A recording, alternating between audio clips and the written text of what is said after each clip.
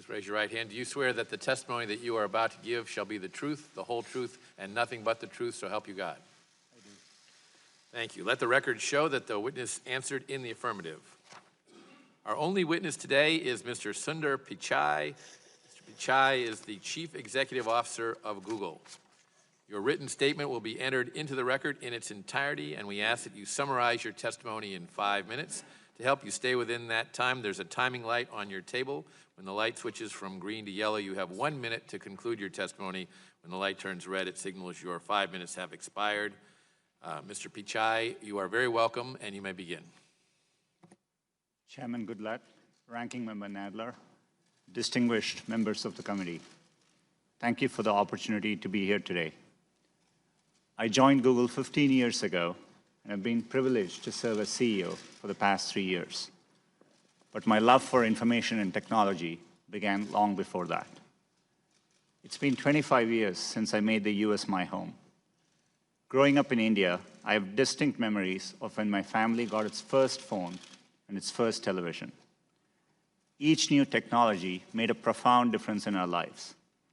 Getting the phone meant I could call ahead to the hospital to check that the blood results were in instead of taking a 2-hour trip there. And the television, well, it only had one channel, but I couldn't have been more thrilled by its arrival. Those experiences made me a technology optimist, and I remain one today. Not only because I believe in technology, but because I believe in people and their ability to use technology to improve their lives. I'm incredibly proud of what Google does to empower people around the world, especially here in the US. I'd like to take a moment to share a bit of background on that.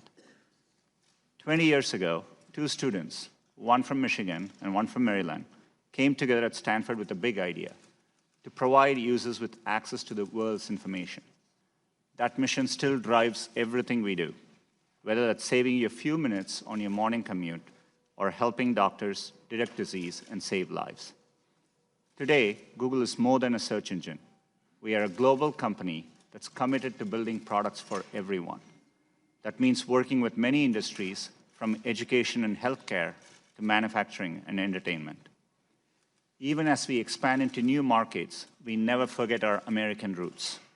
It's no coincidence that a company dedicated to free flow of information was founded right here in the US.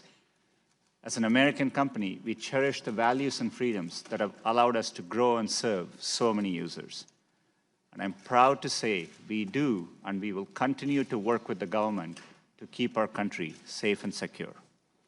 Over the years, our footprint has expanded far beyond California to states such as Texas, Virginia, Oklahoma, and Alabama. Today in the US, we are growing faster outside of the Bay Area than within it. I've had the great opportunity to travel across the country and see all the places that are powering our digital economy, from Clarksville to Pittsburgh to San Diego, where we recently launched a partnership with the USO to help veterans and military families. Along the way, I've met many people who depend on Google to learn new skills, find jobs, or new businesses. Over the past year, we have supported more than 1.5 million American businesses. And over the past 3 years, we have made direct contributions of $150 billion to the US economy, added more than 24,000 employees, and paid over $43 billion to our US partners across Search, YouTube, and Android. These investments strengthen our communities and support thousands of American jobs. They also allow us to provide great services to our users to help them through the day. It's an honor to play this role in people's lives.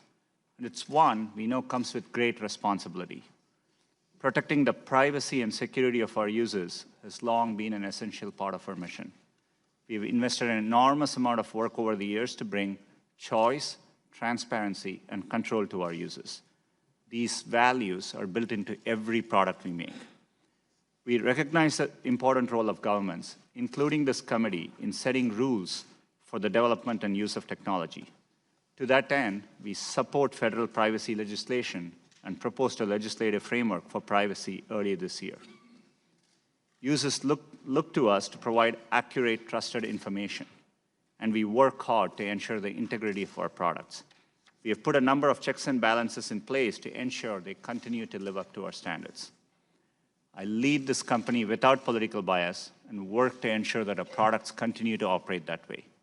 To do otherwise would be against our core principles and our business interests. We are a company that provides platforms for diverse perspectives and opinions, and there is no shortage of them amongst our employees. Some Googlers are former servicemen and women who have risked much in defense of their country. Some are civil libertarians who fiercely defend freedom of expression. Some are parents who worry about the role technology plays in our households. Some, like me, are immigrants who are profoundly grateful to the freedoms and opportunities it offers. And some of us are many of these things.